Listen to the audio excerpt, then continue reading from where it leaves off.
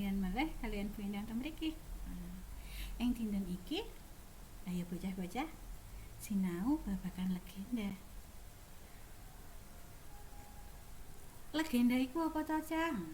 Nah, mengke bakale Bu Endang ngajak awakmu kabeh sinau bebarengan nggih. Iki materi sinau kanggo kelas 8 nggih. Kelas 8 semester ganjil pertemuan sing pertama nggih. Sepindah. Mengko awake dhewe bakale apa cah? Bakale kadene yaiku nomor setunggal memahami teks isi legenda. Nomor kalih kadene papat setunggal niku menceritakan isi teks legenda.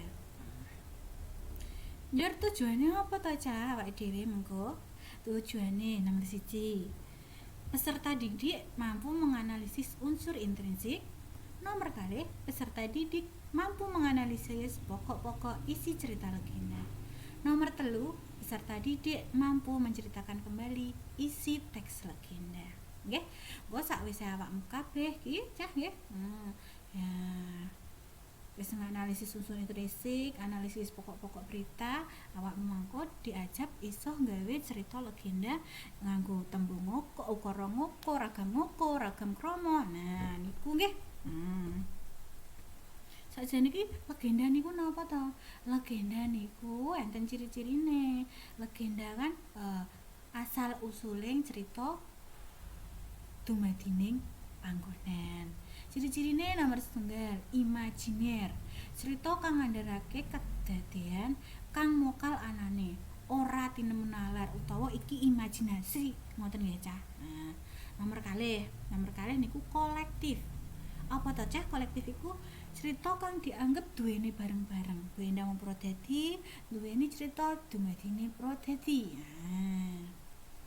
Bu Endang dumadine Salatiga. Lajeng nomor 3 ngemu tulodo. Tulodo niku napa ngemu tulodo niku? Wonten piwulang luhur supaya bisa awake dhewe tuladani. Awake dhewe iso mendhet apa to karepe cerita iku. Njuk nomor sekawan anonim. Anonim iku a artine ora, nonim iku artine jeneng. Ora ana sing ngerti sapa sing ngarang. Soale sebabe cerita-cerita mau medun tinulare iku gethok tular saka tutuk ning tutuk utawa gethok tular. Nek jaman saiki beda meneh nggih. Enten sing jenenge e-book, buku, makane niku saged ditulis teng mriku dibesut karya sinten cerita babagan kabesut ngoten. Nah, iki cerita-cerita legenda ya Cah ya. Banjur ning legenda ki nek jenise Cah nek 3. Legenda panggonan, legenda pawongan, legenda alam gaib. Legenda pawongan niku sing pripun? Nah, legenda panggonan niku legenda kang ana gegayutane karo panggonan sawijining daerah. Tuladhane dumadine Semarang. Terus legenda iki, legenda kang nyritakake kang wong-wong tertentu kang kaanggep nyata kedadeane. Ana Joko Tarub iki asli kok ngene Bu Endang iki. Daerah Prodadi sing jarene nyolong lendange Dewi Kayangan. Terus enten malih legenda kang critakake kanggo ngandharake menawa alam gaib iku ana Nyi Roro Kidul. Nyi Roro Kidul. Terus ya banjur kuwi ana sing jenenge unsur intrinsik legenda. Ya, unsur intrinsik legenda niku napa ta, Cah? Enten sing nomor setunggal tema. Tema niku underane gagasan kang wigati. Wigati niku penting. Cerita wau iku pokoke apa to? Pokoke napa to? Pendidikan, kesehatan, keluarga lan sak panunggale. Latar tuh enten 3, nggih. Enten papan panggonan. Wektune teng kapan, kahanane teng pundi. Nah, papan ki yo panggonane ning endi apa ning desa, ning omah mburi apa ning omah ngarep, ning Ambarawa ning Indonesia. Nah, nek wektu ki ndek esuk, ndek wingi sesasi kepungkur, jam 10, jam 5 wektu. Nek kahanan niku to, Cah. Nek kahanan niku suasanane pripun?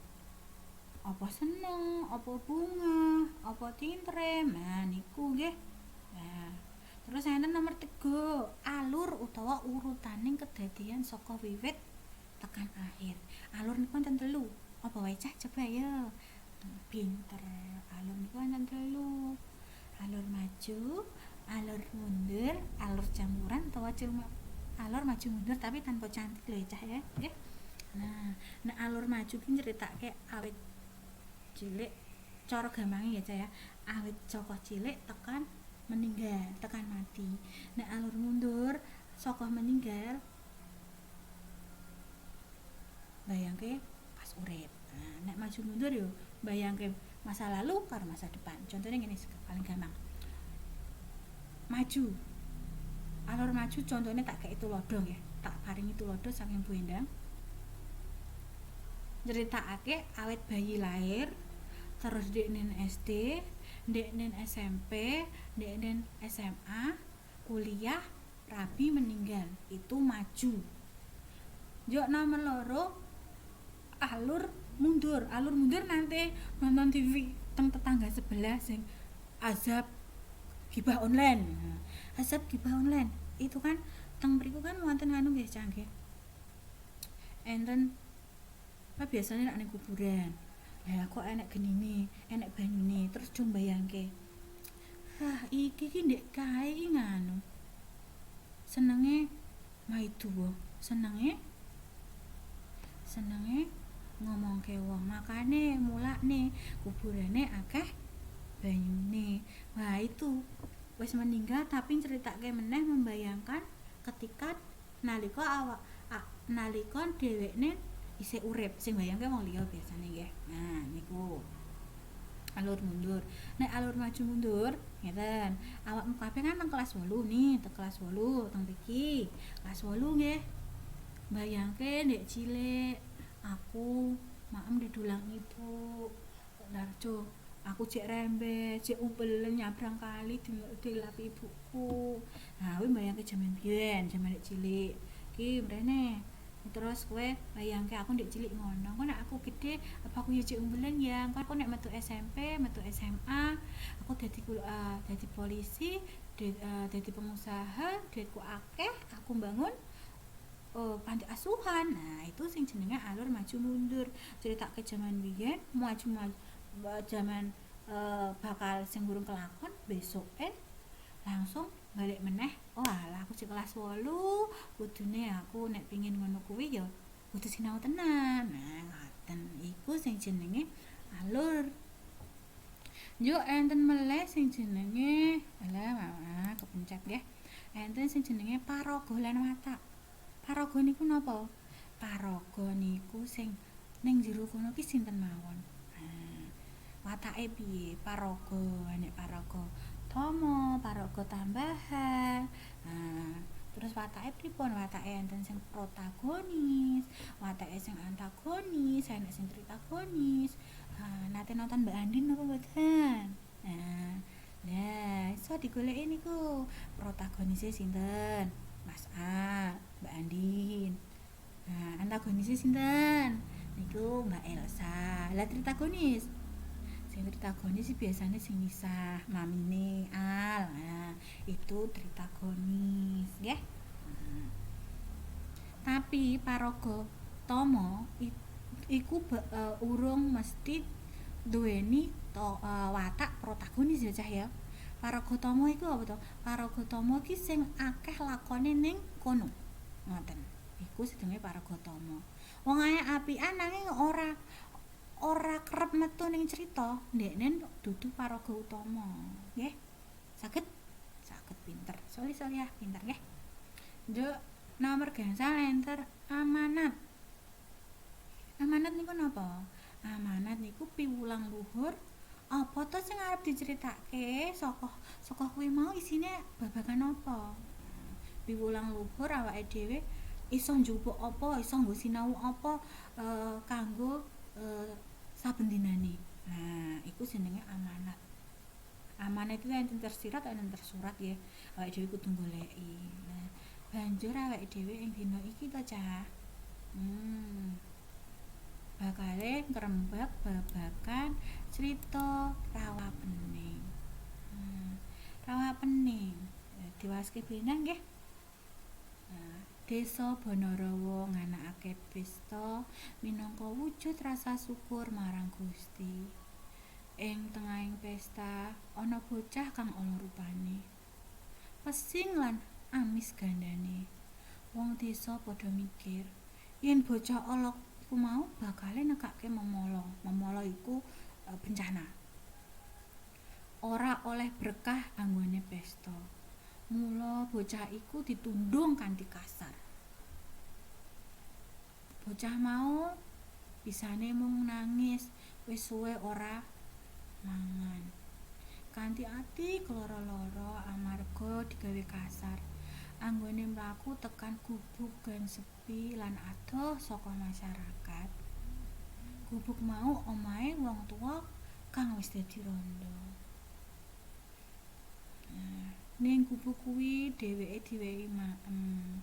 Bocah mau banjur crita marang Simbah sing randha mau yen dheweke iku baru klinting utawa Jaka Bandung utawa Jaka Pening. Simbah mau seneng amarga baru klinting iso urip bebarengan sawetara dina. Mbok randha mau ora duwe anak, ora duwe sanak. Sakwise rumangsa cukup dibantu Simbah, baru klinting banjur mlaku lan marani wong kampung Banarawa sing nglarakake atine. Sadurunge lunga baru klinting weling karo Simbah. Mbah, yen ana apa-apa, ana prastawa gedhe, Simbah numpak lesung nggih. Simbah cek ora ngerti iku karepe apa. Simbah ngomong, "Nggih, iya Le." Banjur kuwi baru klinting lunga saka omahe Simbah. Nggawa sada lanang tekan kampung mau.